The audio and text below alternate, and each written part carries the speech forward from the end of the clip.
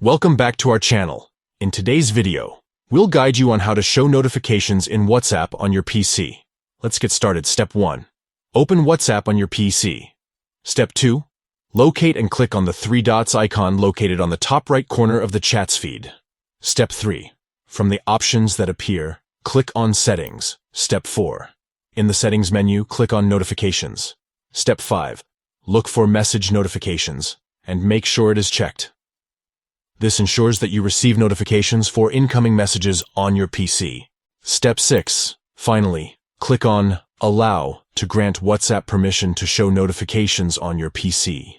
Enabling notifications on your PC allows you to stay updated with incoming messages without having to constantly check WhatsApp manually. This feature is particularly useful when you're working or multitasking on your computer.